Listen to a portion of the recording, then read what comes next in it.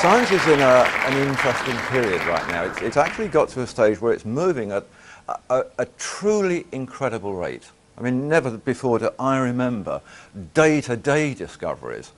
Week to week was something, month to month was pretty average, but day to day now, science is changing. Scientists say there's nothing that we're working on that seems to follow the rules and the laws that we were dealing with yesterday. New things are coming. So even the most notable researchers and scientists and writers in the mainstream frontliner are now sounding more like science fiction writers used to. And their work and their discoveries is in fact seeming a little preposterous to that breed of people whose vision is constrained perhaps by what they perceive to be the limits of plausible achievement. The people who feel that it was all learned, done and dusted with passing that last exam. We've just been celebrating, and maybe that's the right or the wrong word, but we've just passed the 50th anniversary of the DNA discoveries by Crick and Watson. Ever since that time, ever since the 1950s, and in fact since the days of Albert Einstein himself, physicists have been searching for something which they define as the holy grail of physics, the holy grail being the ultimate quest, the ultimate relic of something that they're looking for. And they've never known quite what it was, but they know that it's there. This is a famous picture by Salvador Dali that was produced at the time to actually commemorate the DNA discoveries at that time. And it was an unusual picture. It got a lot of very strange press at the time, because not only was Dali a surrealist himself, but he actually now had subject matter that was surrealistic. Who could portray this? How did one show DNA? What did it look like? So this is the picture. What scientists have been looking for, in essence, is a sort of universal, unified theory of everything. They've reached the stage in the last few years where they seem to know now that the biggest questions of all will be answered by the smallest substances. And they're looking at atoms, and then they're looking at nuclei, and then they're looking at quarks and protons, and it gets smaller and smaller and smaller, and every time they get more and more excited because they make more and more big discoveries. Scientists of various sorts have established now, they've informed us that matter, any matter, can be in two places at the same time. They now know that particles that are millions of light years apart, somewhere up in space, can be connected. They can cause a situation where they talk to each other through light years of space with no seeming physical connection at all. Space-time can now be manipulated, bent, crumpled. Teleportation, they say, is becoming a reality. Gravity-resistant material is now heralded for air transport, certainly for spacecraft, and everything now that they're talking about seems to be in the realms of hyperdimensional environments. Parallel universes, they call them. Dimensions beyond the space-time that we live in and are familiar with and understand. So we're going to be looking at all of this in a fairly strategic way, and we're going to be looking in particular at doing it by virtue of a particular substance which is called an orbitally rearranged monoatomic element. Now it looks as simple as that. It looks just like a little white powder that on the face of it could be anything. That particular powder, not so long ago, was a sliver cut from a 24-carat Canadian maple leaf gold coin. So that gold powder is nothing but the atoms of gold. It's called asymmetrically deformed high spin. It's a high spin element because the way that the nucleus is shaped and the way that the electrons spin around it changes. And it's gold in a very shocked and frightened state that simply says, I don't know what I am anymore, I'll just fall apart. It would be the same whether it was atoms of platinum or any of those metals that are classified as noble, transition group metals, the science call them. The interesting thing about it is that within the space of time that it takes to transform a piece of gold into that, we move through analysis in a situation where here it tests as gold. Here, it doesn't matter what analysis you use. You can use spectroscopy, neutron activation, chemical analysis, whatever you like. It won't tell you it's gold. It is not gold anymore. It's a very strange and unique form of silica now. And this has caused a lot of interest in the scientific world. They've actually established now that those things which are the prize valuable metals are actually constructed of atoms that aren't metal. The only thing that is metallic are the bonds, the little gluons that hold the atoms together and form the solid. And once they've gone, the metal goes, the colour changes, the colour just disappears. This material has become enormously important.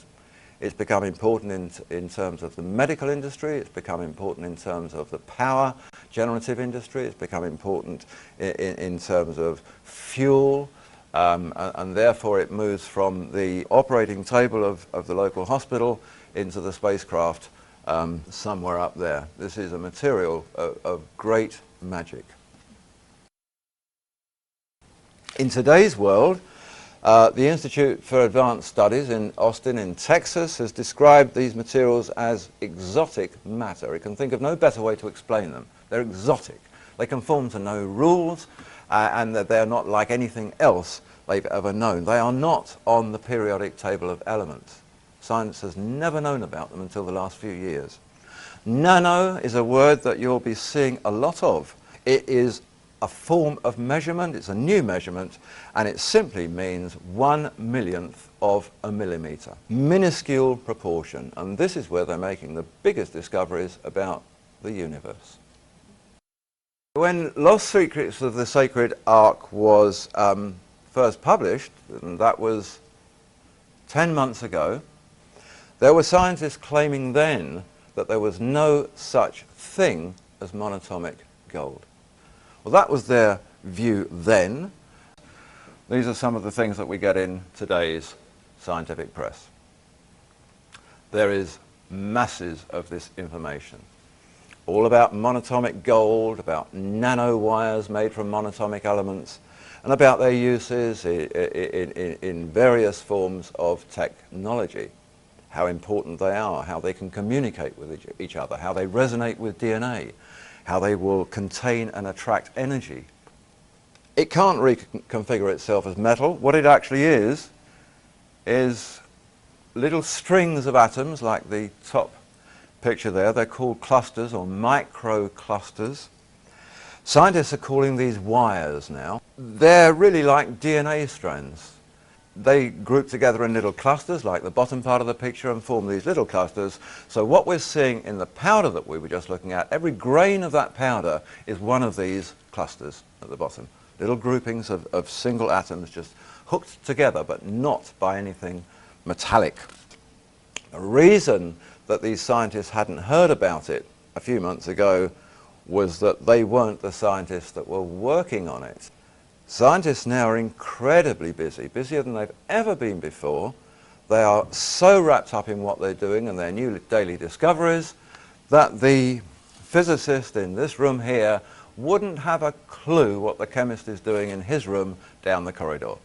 Neither of them would know what the botanist is doing in the office across the road. So when these things come to them from other areas, they're surprised. It's new to them. The silly thing is that it doesn't take a lot to understand that whatever you're researching now in any of these fields, you have to keep abreast of what's going on in the other. You know, I make the point very often that even a little leaping insect, which is biology, knows that it's got to jump, which is physics, to feed, chemistry, on another plant, which is botany. So, you know, even the insect knows that the link between the sciences is very important. They are now developing machines on a tiny, tiny, tiniest of scales. This one here, this is an ant. If you can imagine the size of an ant, just think about how small an ant is and whether you've ever even seen an ant's mandibles. Well, this guy, he's carrying a computer in his mandibles. This is astonishing stuff. This photograph was taken at Huddersfield University in England. That computer is far more powerful as a device than anything that you've ever used. And that picture was taken 3 years ago. They are now 100 times more powerful and 10 times smaller than that. To put these into perspective, when Cornell announced their latest one 7 months ago, this was the scenario that was given to us, just to put their power into perspective. In 1993, 10 years ago, Intel's most powerful microprocessor had 3.1 million transistors on a single chip. Today, their equivalent best has 40 million transistors on a chip. So in 10 years, they've moved from 3 million to 40 million. These things, these kind of devices, multiply that by 100, even now, to an astonishing 4,000 million transistors on a single silicon chip. And it is all so small that they do this on something 1,000,000 times thinner than a human hair. It's that small. Computers that you can bunch up and fit within the full stop at the end of a sentence. The amazing thing about these monatomic elements is that they're not actually a new discovery.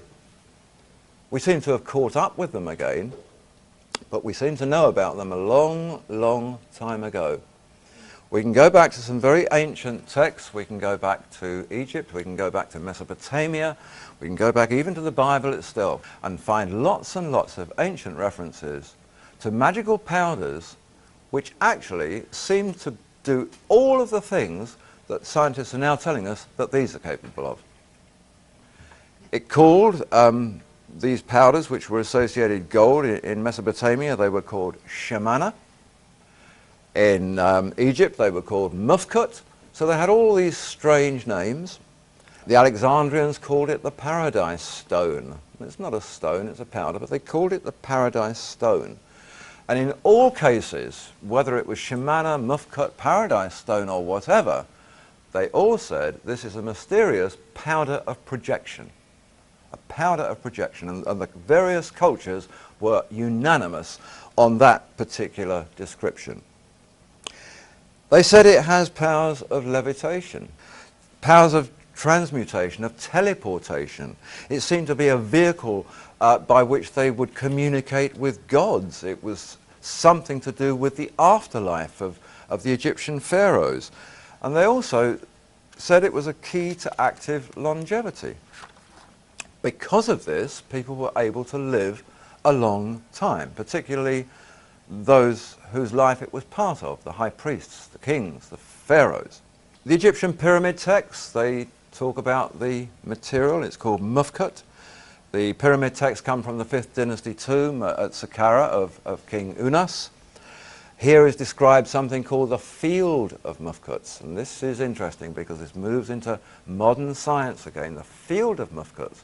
This material was meant to have a field around it or about it, or that it was associated with, that was very magical and very powerful, and was the field in which the pharaohs would communicate with the gods. It was the field that determined their final gateway to the afterlife. The stories of this field turn up earlier than the 5th dynasty. They turn up in the 4th dynasty, they turn up in the 3rd and the 2nd, and it's very interesting that we've never discovered the bodies of any of those old kingdom pharaohs. We've discovered what we think might be their tombs, but we've never discovered their bodies or their mummies. Those that we've got are from a much later time. Somehow or other they seem to have vanished into thin air. And the texts tell us they were sent into the field of mufkuts. Intriguing. This is a portion of an old Egyptian temple. There's an interesting story behind this temple. The anniversary of its discovery, the 100th anniversary, is next year. It was discovered in 1904, but it was not discovered in Egypt. Back in 1904, the Egyptologist Flinders Petrie, British archaeologist, went on an expedition into the land of Sinai to map the country for the Egypt Exploration Fund. And that was the land apparently where Moses had taken the Israelites and they'd crossed this land of Sinai to get from Egypt into the Promised Land. And en route there they'd stopped at this amazing mountain. And this was the mountain where Moses saw the burning bush. It was where he received the Ten Commandments and the Book of the Law. It was where he seemingly spoke with God and where they built the Ark of the Covenant. And this whole story is full of accounts of fires and all sorts of amazing magical things going on. Anyway, they decided to climb this mountain. They climbed it. 2,500 feet above ground level, they found a great plateau with this temple, an Egyptian temple in the middle of nowhere. 270 feet of it on this plateau. Another equal amount of it back inside a cave that was carved into the mountain. This thing was very important.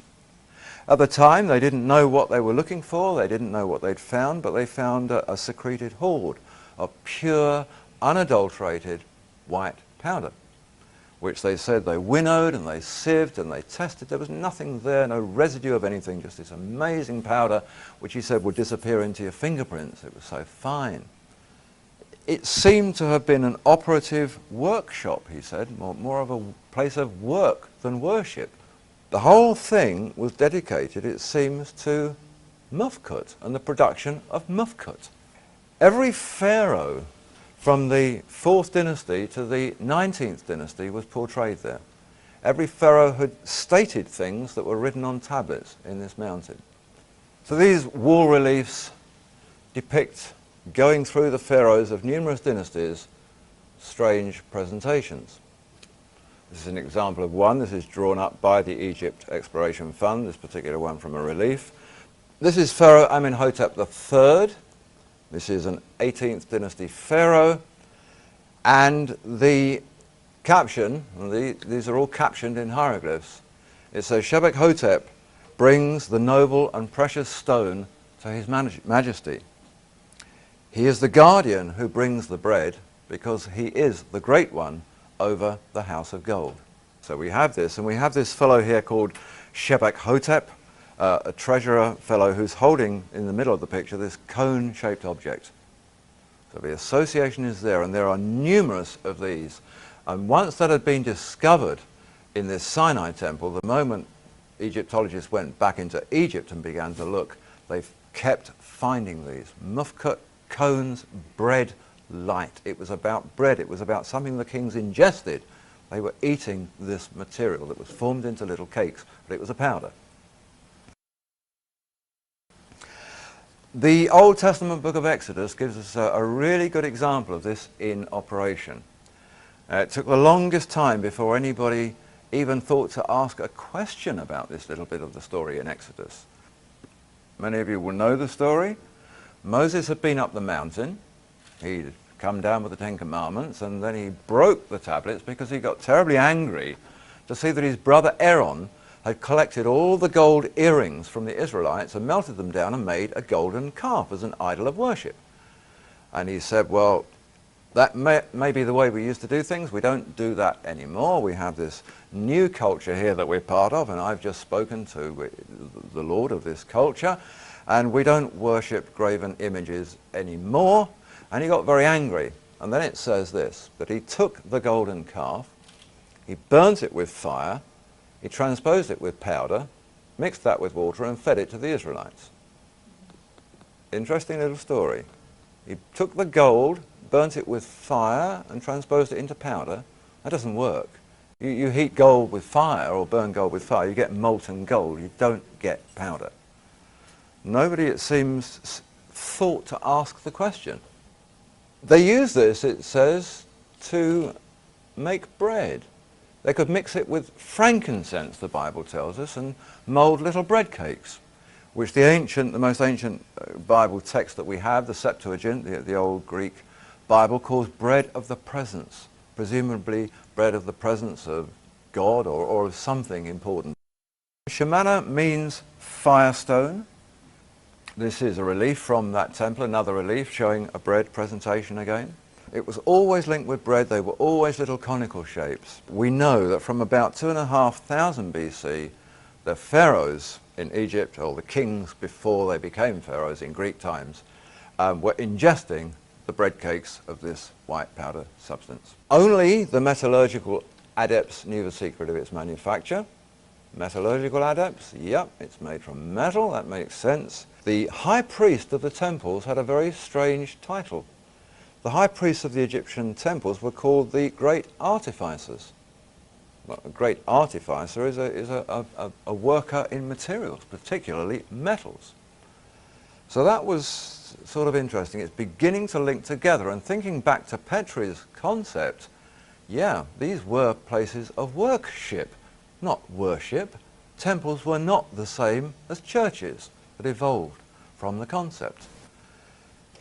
I actually looked in just the English language word etymological dictionary from Oxford University. It traces the origin of words, and lo and behold, I only had to go back 700 years to discover that the word we now use as worship had a K in the middle of it.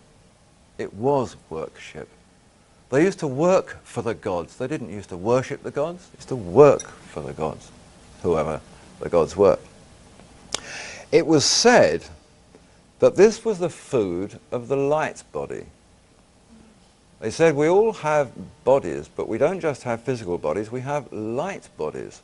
And just as we feed our physical bodies, they said, we have to feed our light bodies so that they will be nurtured and grow in the same way. They have to be as fulfilled as the physical body. And they call the light body the ka.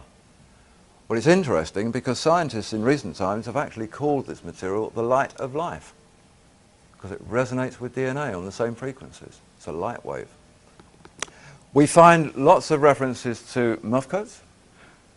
This relief here, this picture, this drawing was actually done by the Russian scholar Emanuel Velikovsky, and he drew this up simply to give us an image of this relief at Karnak, at the Temple of Karnak. This shows the treasures of the Pharaoh Thutmose, the third. Mufkat in Egyptian law was always portrayed as a cone shape. Now these things sit there in the gold section, and it says underneath, these are gold, but we call them bread. 1450 BC, roughly, Thutmose founded at this temple at Karnak a college, an institute at the temple of scholarly, priestly types who were called the Great White Brotherhood. The Alexandrians wrote of them and said they were called the Great White Brotherhood because they were absolutely obsessed with a mysterious white powder. And they made some interesting comments. They said that they call it the Paradise Stone, and it has unique qualities in as much as that it can weigh far more than its own original quantity of gold. But even a feather can tip the scales against it. So it can be a lot heavier than the gold it came from, or it can be lighter than a feather.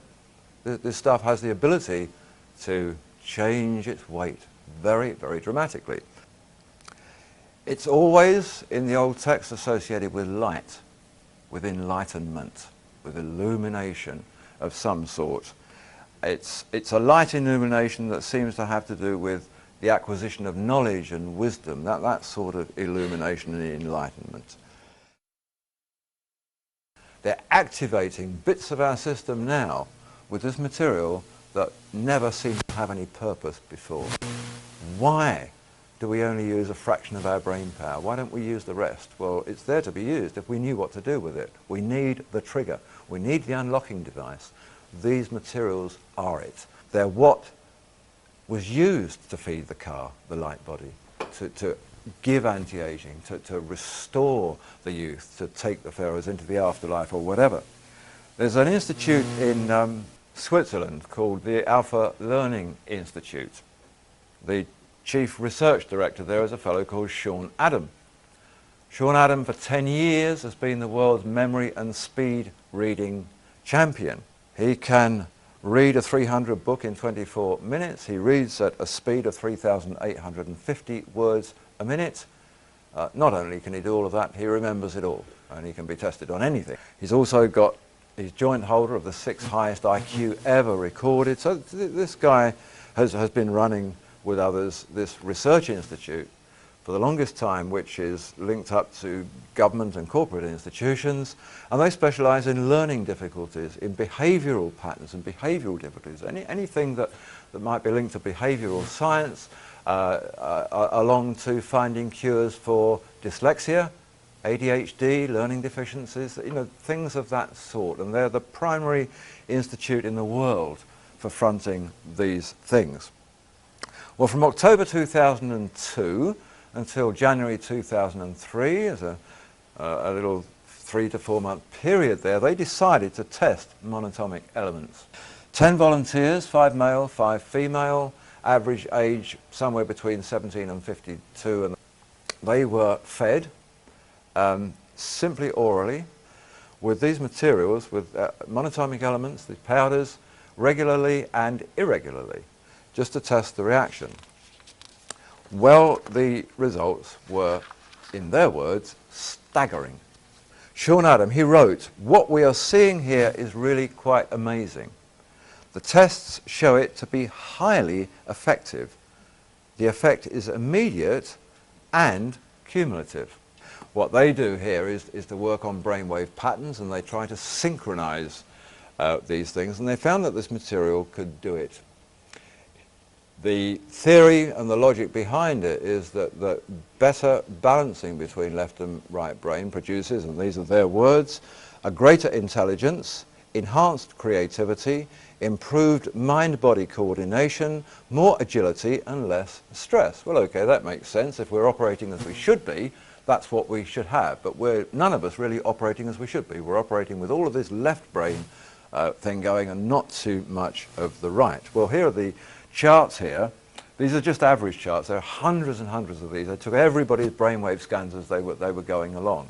Now, the top chart shows a normal starting base, where in effect, and this would be any one of us at any moment in time, the brainwaves coming off the left side were far outweighing those, the red ones, on the right-hand side of the brain. The effects, they say, is immediate and cumulative. At the bottom is the first immediate effect.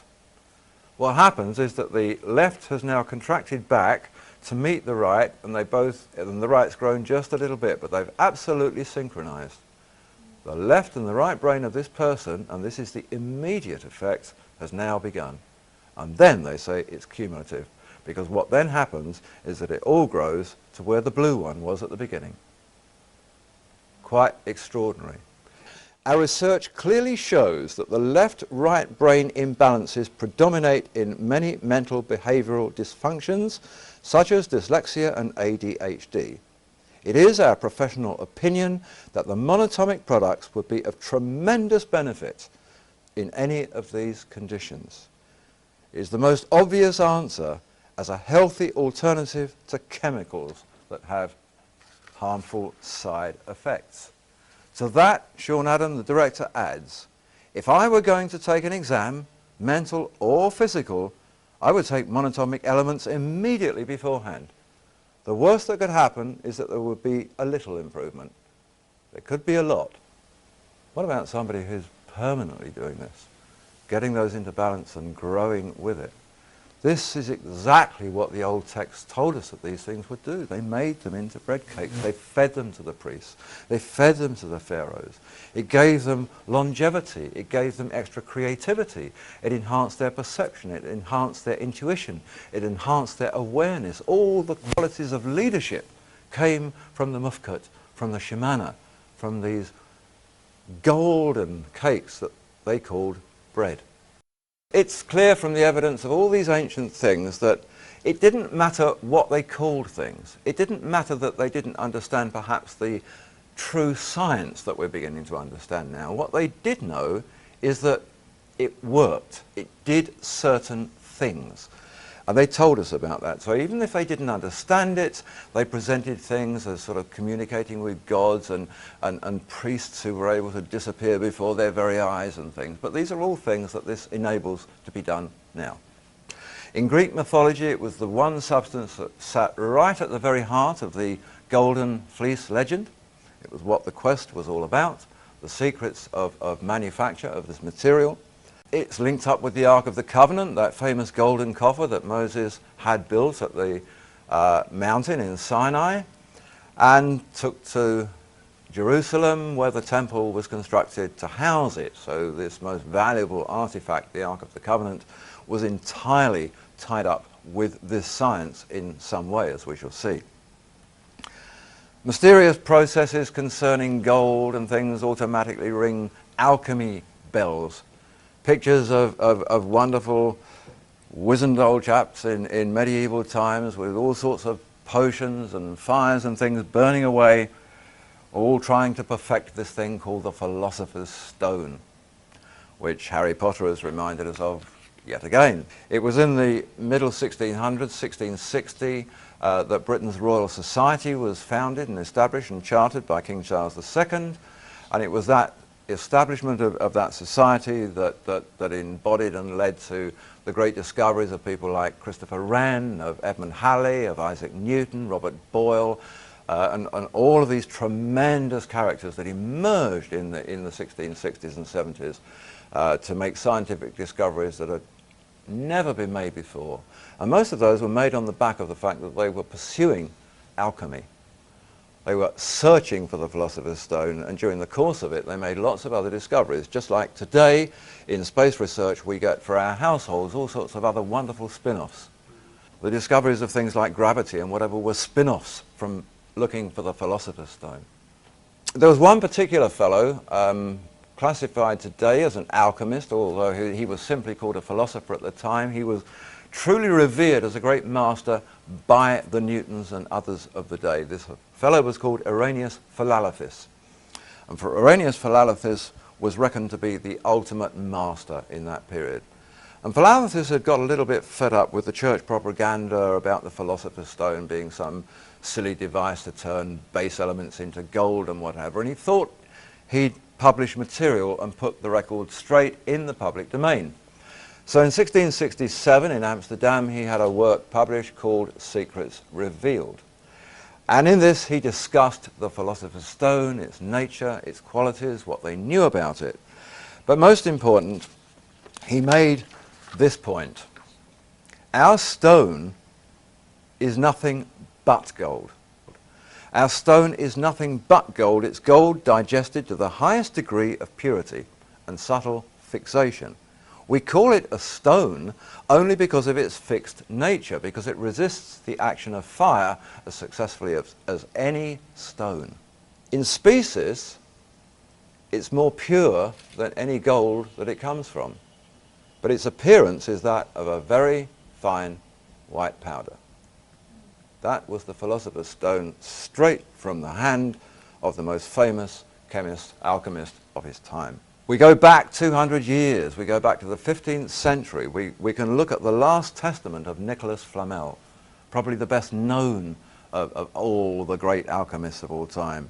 A fellow who spent 20 years from a very poor base studying his science and ended up probably as the greatest and wealthiest benefactor that France has ever known. He made the point on the 22nd of November 1416, when writing his last testament, exactly the same. Our stone is gold, but it's perfectly prepared gold. It's a fine powder of gold. That is our Philosopher's Stone. So we have a whole new perspective here. We have a perspective that says the Philosopher's Stone, despite all the propaganda, despite all the church has done to try and make it look silly, is not about turning anything into gold. It is gold. It's gold in the highest possible, purest form that it ever could be. And that white powder that we looked at earlier was exactly that. That was 24 karat gold. What's the gold that the Philosopher's Stone makes? The Great Enlightenment. Not the great enlightenment of money and wealth and riches and a lump of gold. The great enlightenment of wisdom and learning and intuition. That's the real Holy Grail. That's the true enlightenment. We can leap forward in time now and see how these old stories match up with what's been going on. And it begins right here in the United States. It begins in 1976, and it begins in Phoenix, Arizona. A very, very apt place actually, because the word phoenix was Old Phoenician and it means red gold. It all began with a farmer, a cotton farmer, a third generation cotton farmer just outside Phoenix called David Hudson. This is a picture of David Hudson as he was about 5 years ago. He's your average American farmer. He wasn't a physicist, he wasn't a scientist, he was nothing. He certainly wasn't an alchemist. He was destined to become all of them. His father had been Commissioner of Agriculture for the state of Arizona. They were farming about 70,000 acres in the Yuma Valley there, and they were growing cotton of very, very high grade. But they had a problem with their soil. Big problem with the soil. The soil was enormously alkaline.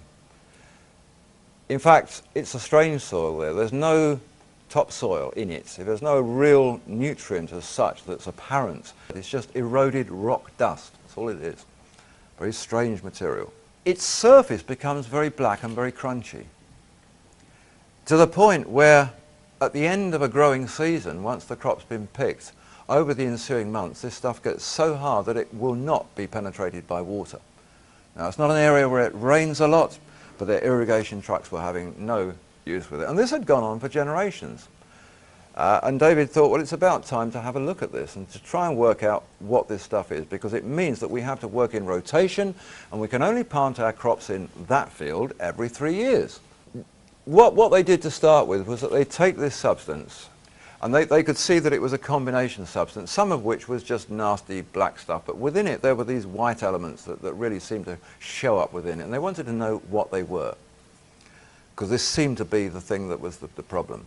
So they took it into the lab, they cleaned it all up, they actually got this stuff out of the black material into a precipitate, and what they then had to do was to dry that out so that they could test it. Well, the strangest thing was happening. They decided the best way to dry it was simply to take the filter papers and put them out in the sunshine, just to put them outside. The moment they did that, it exploded. Now, it hadn't been that the farmland had been exploding, but the moment they separated this material and put it in the sun, something about the heat or the light exploded it. And it was explained as if it was like a flash of 40 or 50,000 flashbulbs all going off at once. Not only that, it disappeared. They thought, well, that's really strange. You know, is this an implosion or an explosion? What's going on here? It's like a great blast of this light. So they took an unsharpened pencil and just stood it on end in the sample, in the filter paper. Just stood it there. Bang, white light, it's gone. The pencil's still there. It hasn't blown over. It's not been affected by this. There's no blast.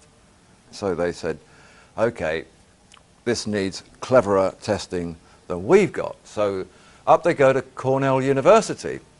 Now at Cornell at that time, they said that they got this amazing new equipment, and this equipment could test anything that you'd got down to 3 to 5 parts per billion. So they put it on their machines, and they came back and they said, it's iron and silica and aluminum. They said, well, it can't be. None of those things disappear in a blaze of white light. No, I mean, none of them have these properties. There must be more to it than that. So they tested them again, and they discovered that actually the reading that they were getting was just a little impurity at the front level. It was reaching the boiling point of these particular substances. And once they got rid of them, and they were less than 1% of the whole, once they got rid of them and tested 99% plus of the sample, they said, we can tell you exactly what you've got. Pure nothing.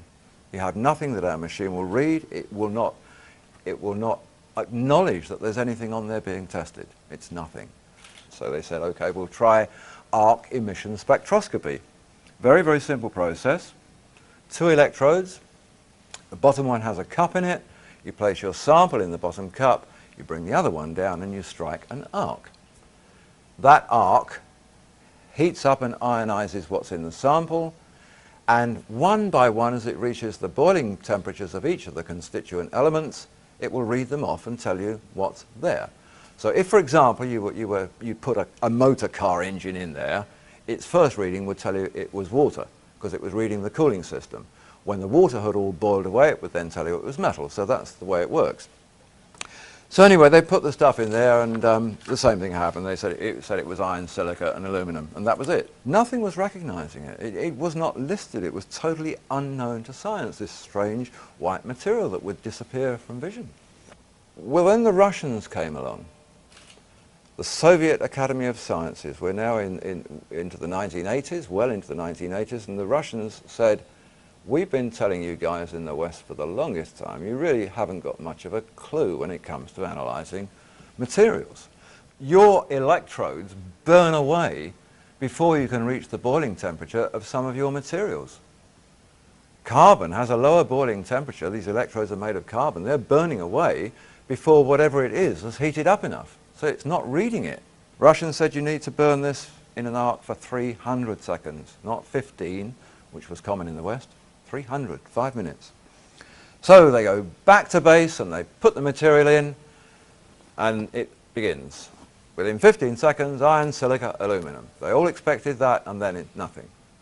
But the arc now is carrying on burning, whereas the Western style one stopped. And suddenly, at 70 seconds, it says it's palladium. After palladium reads platinum.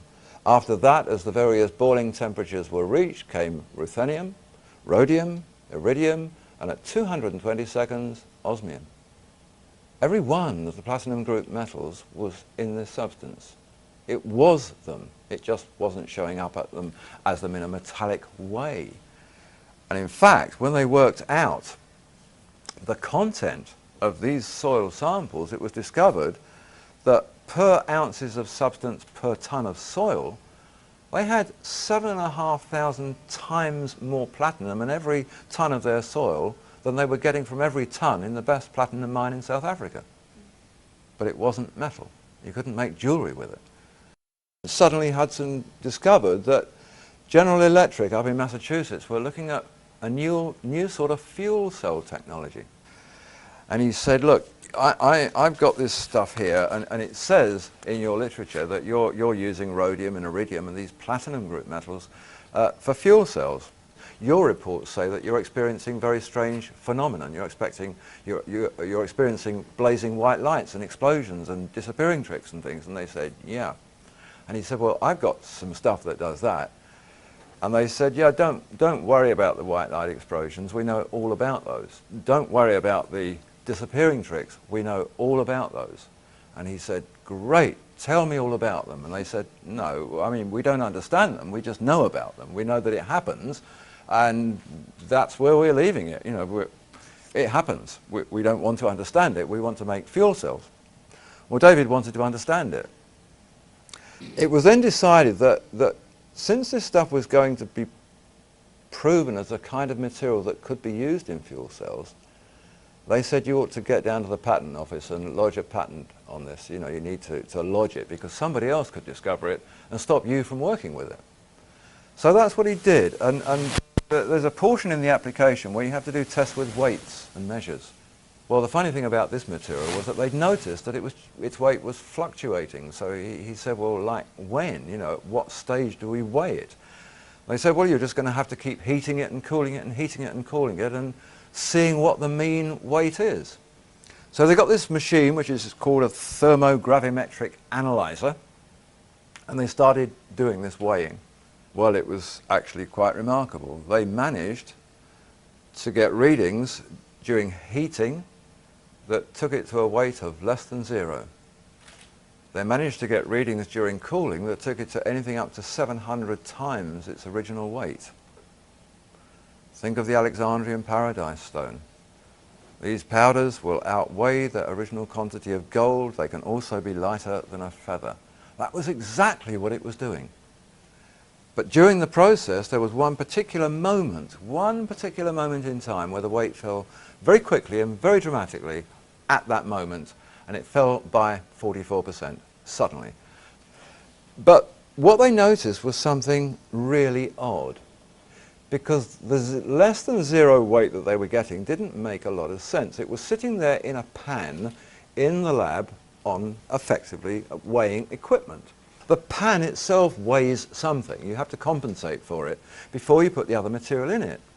But what they discovered was that it was reading all of these zero weights, below zero, but they thought, well, what about the pan? That should weigh something. So they tipped the material out and put the pan back, and it suddenly weighed more without the material in it than it did when it was in it. This stuff was not only levitating, it was carrying the pan with it. And they learned that this stuff has the power to give levitational qualities to its host. So they carried on and they thought, well, we've got to do these other things for the application. We've got to see if it's conductive. That was the next test they had to do. So they put wires and electrodes into it, attached them to a voltmeter, turned on the power, nothing. And then they thought, well, it's got to be a conductor of some sort, because if it's capable of holding energy, you know, how are General Electric doing it? You know, it has to be conductive. Anyway, it turned out that it was a superconductor rather than a conductor. Superconductors are very, very strange animals. They don't need contacts to convey to each other. They convey to each other through resonant frequencies, through lights. The interesting thing is that if you transmit electricity from A to B with a wire, you always get some dispersion. You always lose some energy. With this, you lose nothing. 100% can go from there to there, no contact in between, 100% stays. It works so differently because it doesn't allow voltage potential to exist within itself. Neither does it allow any magnetic field to exist within itself. It's totally null. It doesn't react to North Pole, South Pole. It has its own quality, and its own quality defines all the laws. Here we have a standard magnet. We have North and South Pole. It's the magnet we all use. It will attract metals. And in fact, even if you put above it something that it won't attract, it'll fall down onto it because gravity will just take it there. That superconductor doesn't. Wants nothing to do with it. Won't be attracted by it, won't particularly be repelled by it, but it's just placed there above it and it'll just stay wherever it's put. We know that its anti-gravity properties can be translated to its host. We know that the scale of that doesn't seem to matter. It's macrocosm, microcosm, big, small, has nothing to do with these superconductors. So in as much as that tons of it were discovered at this Egyptian temple, dating back to the 4th dynasty at the time they were building the pyramids, and we know that this stuff was very capable of transferring its weightlessness to the pan in the lab or whatever else one might associate it with, it would be equally as capable of helping them move the most enormous stones to build pyramids, which incidentally the stones themselves contain. You don't even have to get them from outside. Sandstones and limestones contain these elements in a natural form. And it's very interesting to think now that of all of the ways that they thought perhaps these stones were moved, none of them have ever worked in experiment or trial. This does. So they discovered that this stuff would levitate, they discovered it would disappear, they didn't quite know why or where it went to, and they knew that it was important for energy. They knew that if it was a superconductor, it could attract energy, it could store energy, and it could distribute energy.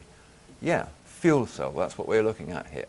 The old stories of the powder and the Ark of the Covenant began to ring bells here about this potential that they had the ability with the use of this material to store and distribute enormous quantities of energy.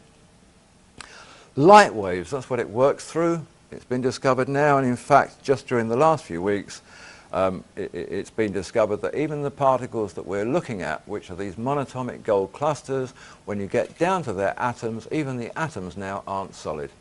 They are not physical property, they are a gaseous substance. So it's no wonder they will levitate and whatever. You know, there's nothing to them. But cooling will make them heavy. Two superconductors can be linked together. You can trigger one in, down here in LA, and you can decide to send electricity to Chicago. All you have to do is the resonance frequency the two of them together, just to get them in tune, like a couple of tuning forks or whatever. And you turn it off and you can go away for 100 years and come back and it will still be flowing until you decide to turn off that triggering mechanism. So Hudson got very, very, very excited about all this, and he went along to the Institute for Advanced Studies in Austin, and he met with the director there, a fellow called Hal Puthoff, many of you might know or know of. And Hal Puthoff is famous for his studies of zero-point gravity and vacuum energy, that sort of thing. What Puthoff had established, he'd been working on gravity calculations by the Russian physicist Andrei Sakharov from the 60s, and he'd been working out the mathematics for this, and he'd worked out that matter was capable of resonating in different dimensions that weren't ours. But what he calculated mathematically from Sakharov's work was that the moment it begins to do that, at that moment, the moment you know it's on the change, just hooking into the beginnings of another dimension, it will automatically lose 4/9 of its weight. And Hudson went along, he said, look, this is really interesting because 44% mine's losing, and that's the same, it's the same figure, 4/9. And so they agreed, well, yeah, I mean, it's because this stuff is beginning to resonate in another dimension. That's what's happening to it. It should disappear totally, he was told, if it carries on, and he said, it does. Disappears totally. We don't know where it goes, it just disappears. So they decided to test this. And they said that, look, the way to do it is this. If you have a little pile of powder in a pan and it becomes invisible, that means it's still there, but you can't see it. So if you've got a spatula and messed it up in the pan, it would come back, when it comes back, in a mess. But we suspect that yours won't. We suspect it will come back in the same shape that it disappeared in. And that's exactly what happened. It didn't come back in a mess. It came back looking exactly like it had disappeared, in that same perfect shape. There you are, they said. It's not invisible. It has simply moved out of our space-time, and it's now been brought back into it. Well, from that moment in time, and around that moment in time, scientists all over the world were talking about these hyperdimensions. Britain's Stephen Hawking, the famous Cambridge professor, Sir Martin Rees, our astrologer royal over there.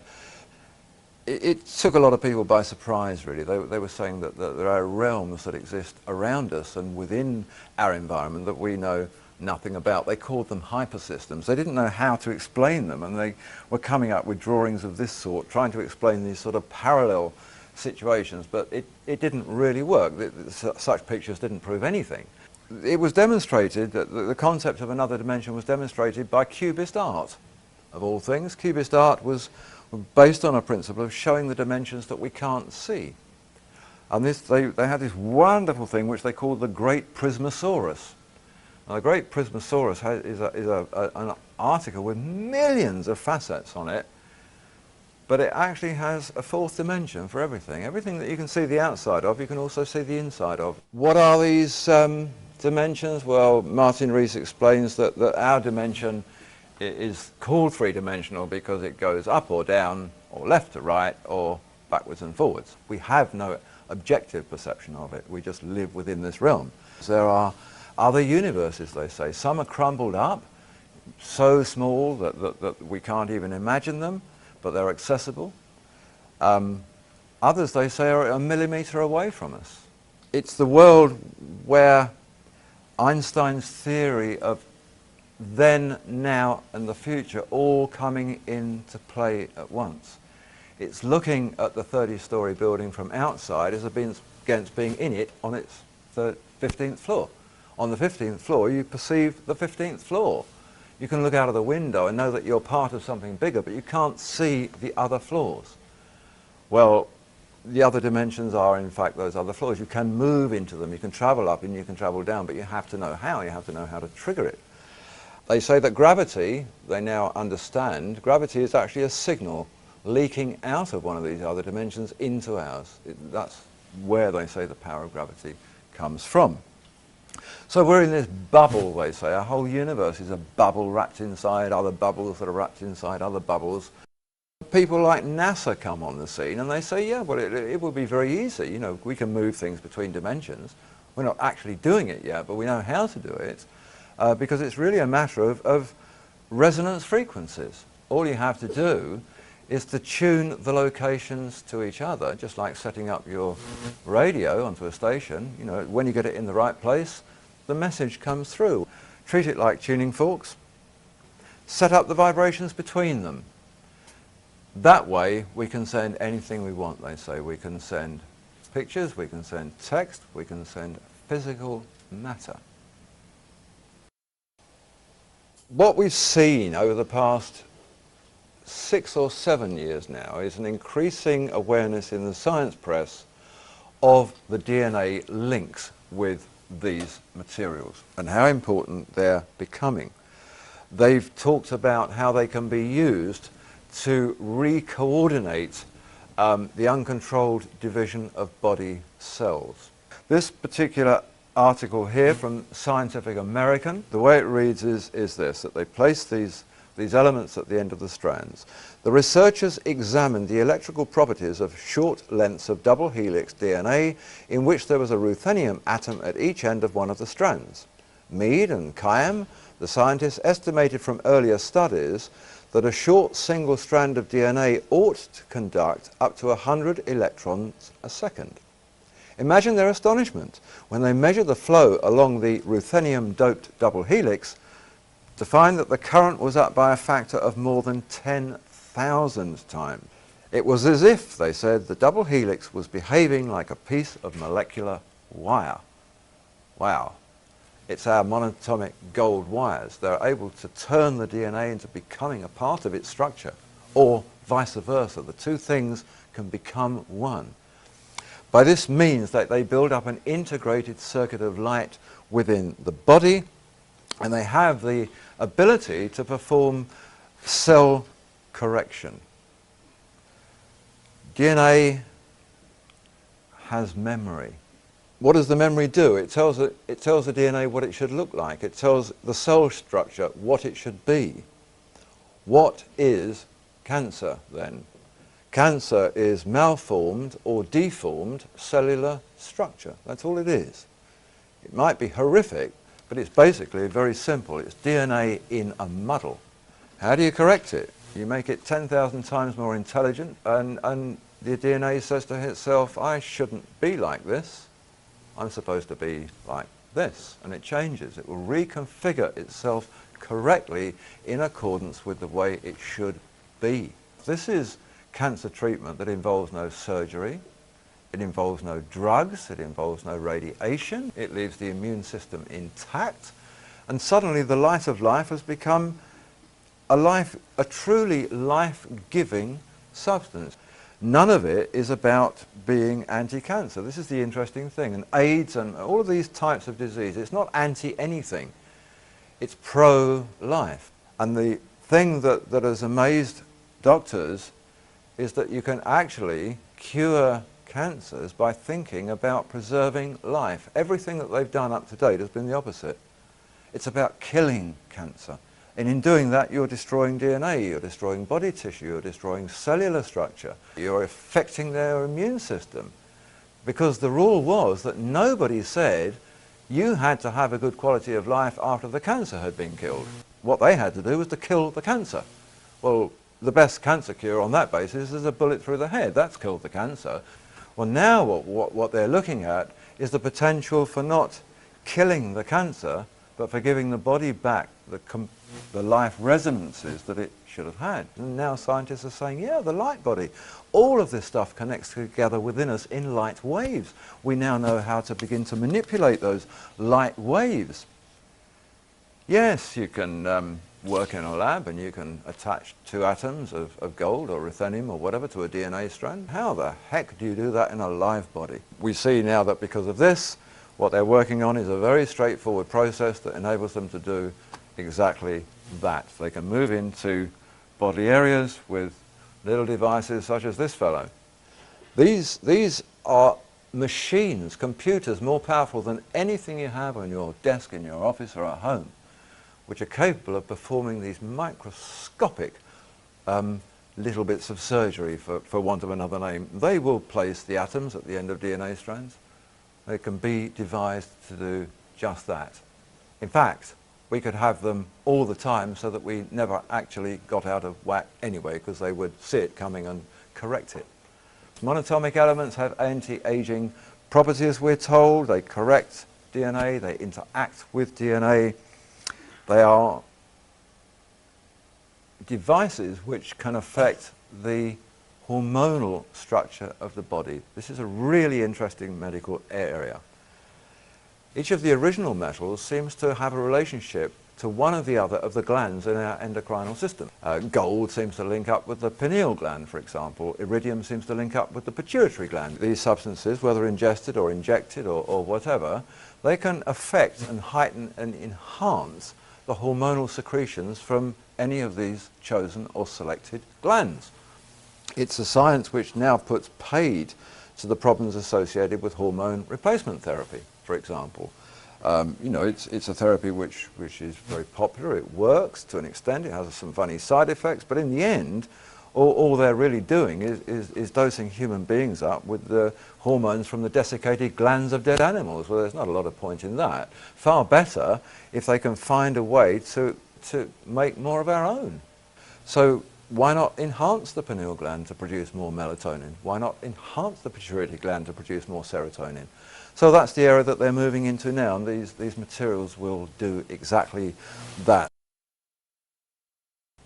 In today's world, the Institute for Advanced Studies in Austin in Texas has described these materials as exotic matter. It can think of no better way to explain them. They're exotic. They conform to no rules, and that they're not like anything else they've ever known. They are not on the periodic table of elements. Science has never known about them until the last few years. The Center for Advanced Study in Illinois classifies superconductivity, which is one of their main attributes, as the most remarkable property in the universe. So we've got something pretty amazing here. We've got a very ordinary looking white powder which is exotic beyond any comparison and contains abilities which are the most remarkable properties in the universe. And yet it appears like some grains maybe of talcum powder. So we sort of move towards rounding up here. Manipulation of space-time has been something they've been talking about for about the last 5 to 7 years. A fellow here called Miguel Alcubierre. He's a Mexican mathematical scientist involved with the Max Planck Institute in Germany, was working at the time in 1994 for the University of Wales over in Britain.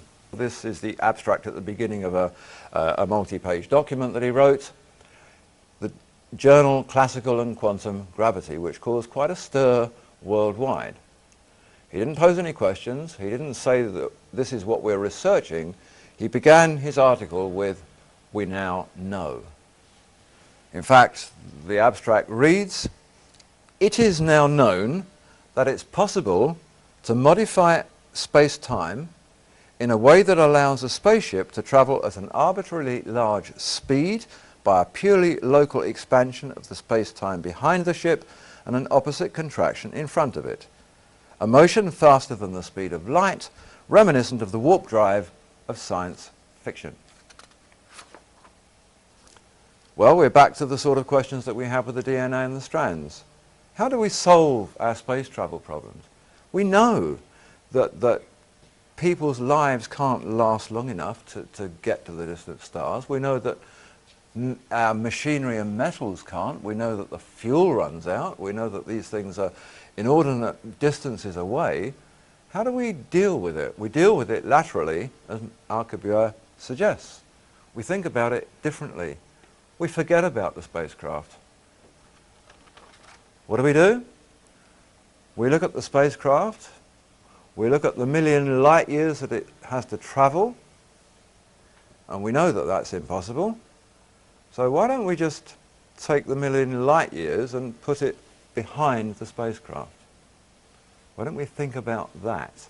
Why not move the space-time instead of the craft, so that with zero propulsion and no time having gone by, it can move through a million light years because you've simply screwed that up, tossed it behind it, opened it up again, and it says, "It is now possible to modify space-time." Well, yes, it is. He was absolutely correct. It is now possible. This was followed in a series of related articles. American scientist, an article written by the physicist Michael Spear, he showed that this had nothing to do with violating Einstein's theory, the theory that nothing can travel faster than light. It didn't violate that at all because nothing would be travelling anywhere. It would be staying still. Space-time would be moving. The acceleration rate, he said, would be enormous in theory, but there wouldn't actually be any. The true acceleration would be zero. Fuel consumption, zero. Time taken, zero.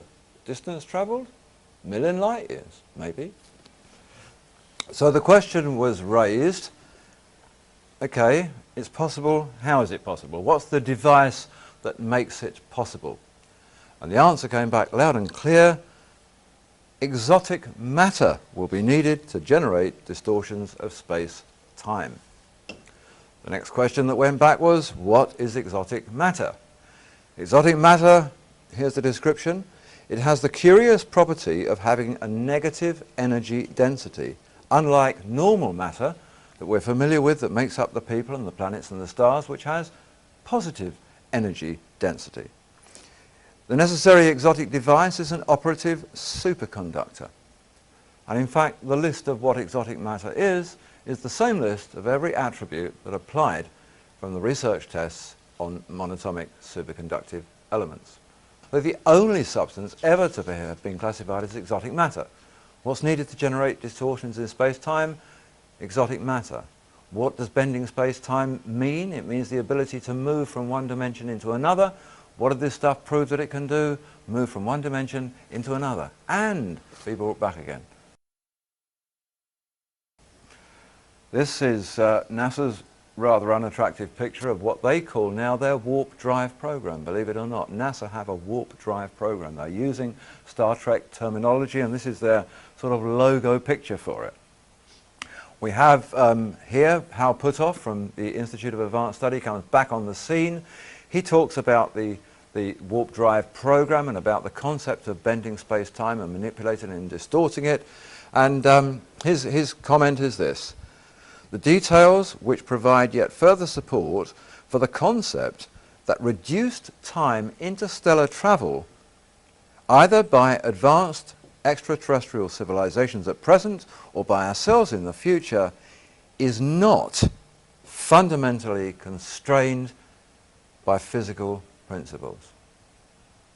We cannot enter research any day, he's saying, trying to constrain the possibility of our discoveries by the laws of physics that were applied yesterday, because they are already outdated. It's now been discovered that superconductors are the key to the distance teleportation of matter. This is from the United States Department of Energy. The technique is to prepare a couple of quantum systems some distance apart. We take a digital measurement of the local system and transmit this to reconstitute a new quantum on the other side. It's actually the same as any of you sending a digital image from your computer to one of your other computers. It's simply changing it into a digital thing that can be transmitted through frequencies and sending it and reconstituting it where it appears. Except that we're not talking about images, we're talking about physical reality. Most significantly, continues the US Department of Energy, most significantly, by this means even people could be transported by sending enough classical information. So, they're on the borders of it now. We now have a situation where we have, like in the medical race, we have a race between those people thinking in terms of anti-gravity aircraft and bending space-time to get spacecraft through situations, but we have this other stuff going on which actually says to us, by the time we get there we won't need machines to travel in at all. We'll be able to teleport anyway.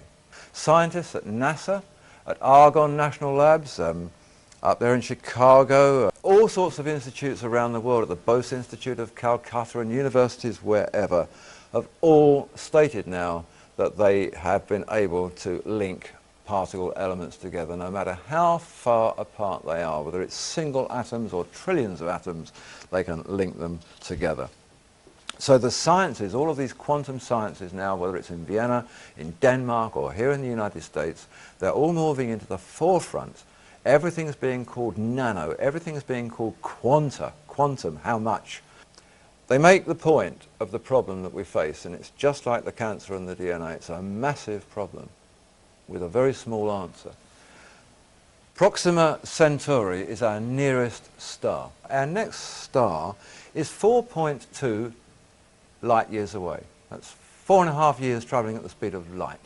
The Voyager spacecraft left our atmosphere at 37,000 miles an hour. Even at that speed, it would take it 87,000 years to get to that star. There's no way we can do it. It's impossible. Everything dies, everything collapses, everything runs out, falls apart in the course of it, unless you take the space-time away. That's what they're working on now. That's what they're having to do.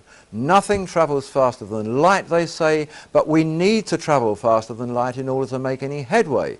If travelling faster than light is impossible, the only alternative is to approach the problem from a different perspective. We must learn how to manipulate and distort space-time. The Ohio Aerospace Institute says that all of this is possible now because it's been recognised that space is just like any other matter. It has a form, it has a shape, it can be bent, it can be distorted. And how did they recognise that? Because when the white light explosions occurred and 44% suddenly disappeared, it was a blaze of light, but light has no weight. So what was happening here? Light has no weight, it simply illuminates space-time. Oh, maybe it's the space-time that weighs 44%. Yes, it was. Space-time has weight. It's physical matter. Among the forms of exotic matter they're now examining with great interest is something called stardust. Microscopic grains from way beyond our environment up there, way beyond the stratosphere, ionosphere, and these grains are found as particles, no more than 6 in every 100,000 other particles of dust up there. It's the oldest substance known to exist. It actually holds the reasoning for why we have life on this planet and how it works and how it originates. What does it test as? A very strange, unique form of silica that doesn't seem to be anything except they know it has a metallic base, but it's not showing up in the tests. Sounds familiar? Sounds very familiar. This is a conglomeration of particles within which somewhere in there is a stardust particle in this minuscule thing. What they've ascertained and the way that they recognise it is that they say that they have discovered it on Earth. That's how they understand it. They found it in deep seabed sediments. They found it in Arctic ice. They found it in those parts of the Earth which they consider were the first and oldest of what we can get to today. And some of it, strangely enough, in asteroid and very, very ancient meteorite sites, Arizona being very famous in that regard.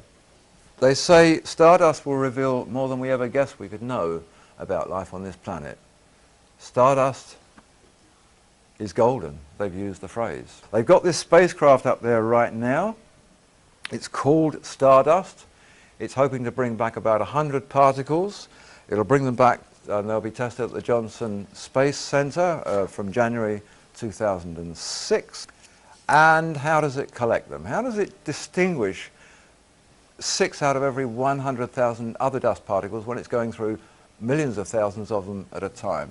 This device on the top there, this grid thing, is full of something called aerogel. Aerogel looks like nothing.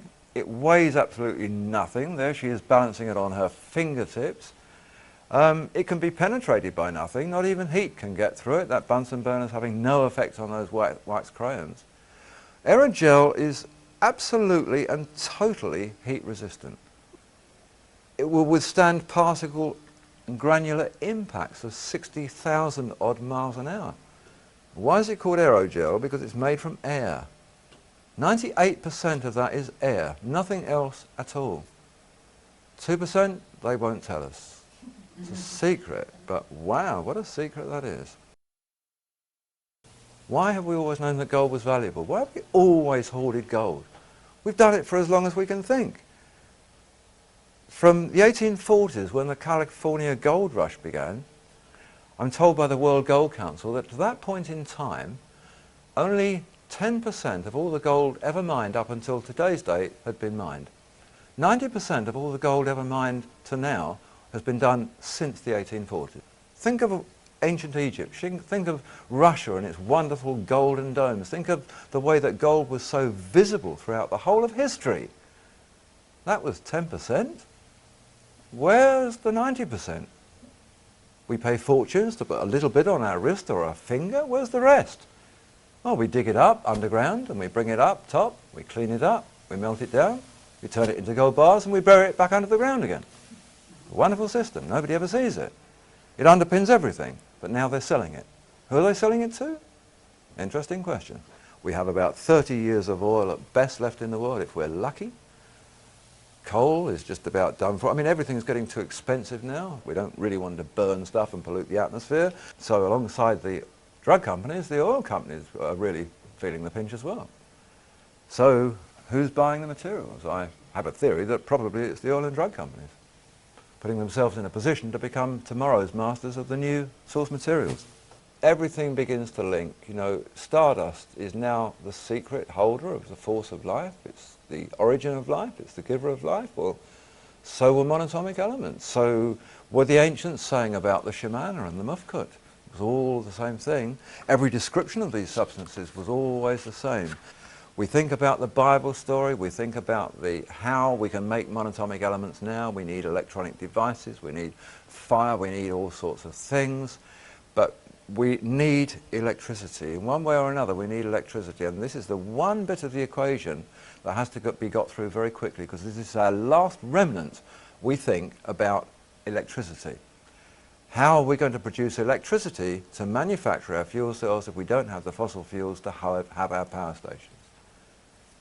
We get electricity from its most natural source, which is around us all the time. What we need is a device that will attract electricity, that will store electricity, that will discharge electricity in a very controllable form, in enormous quantities. However, we need to do it. That's all the Ark of the Covenant ever did and all it ever was. If you look at the construction of the Ark of the Covenant, it is no more than a model for every capacitor made today, whether it's a capacitor for lighting up street lighting or whatever. An insulated, double-plated box with a positive and a negative node at the top. That's it, that's all it is. And you look at the description of the Ark of the Covenant in the Bible, which is given twice. You take every measurement, you manufacture it with the materials that it says in accordance with everything it tells you, and you have a 100,000 volt immediate electronic capacitor. You do what the Bible says and you place an ohma of the shamana in it, golden pot of the white powder, you place it in there, you've immediately got a superconductor.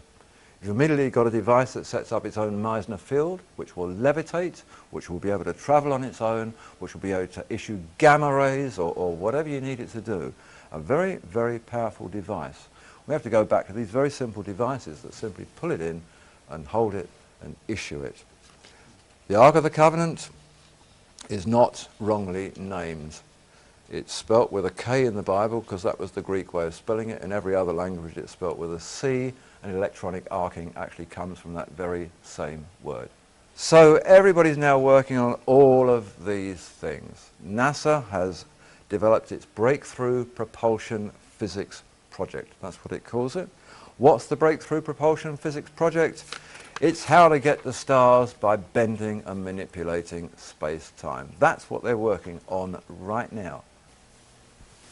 Anti-gravity, that's the other thing. That's not necessarily just about spacecraft, that's about ordinary aircraft. Quite a lot in the press and on the internet, here from the UK Ministry of Defence and from the BBC. Anti-gravity propulsion is coming out of the closet, says Defence Weekly. Well, to this end, British Aerospace over in Britain has embarked on Project Green Glow. Over here at the top secret Phantom Works in Seattle, Boeing technicians are working on Project Grasp. They're very, very similar. They're both looking at anti-gravity aircraft. Why do we need aircraft that can fall down? We want aircraft that just stay in their frequencies and go wherever we turn the knob to tell them to go. In fact, they don't need pilots, really. Just send them places. This picture here is British Aerospace's latest design for a new stealth aircraft. Why do we just have to have something that radar can't see when we can actually produce things that we can't see? In fact, we can produce things that aren't even invisible. They're not in our time dimension. They've moved from our visible plane. Wouldn't it be wonderful if there was a stealth aircraft that simply left here and couldn't be seen by anybody because it wasn't there, because it was travelling in a different dimension and simply came back where we wanted it to be? Now, by the same token, on that basis, why couldn't ordinary aircraft, our passenger liners, travel in that same way? It doesn't have to be a bomber. It doesn't have to be that. You know, why can't we all be travelling in different parallel dimensions and getting to places in 5 seconds instead of it taking 11 hours every time I come over here? We are finding the place where the stardust, the monatomic elements, meet the stargate and will take us into the world of other dimensions, so that suddenly, as Puthoff says, we can't apply the laws of physics anymore. We have a whole new set of rules that belong to worlds and realms that we knew nothing about until now. We get to that point and just about everything that was impossible becomes possible. Thank you. That's it.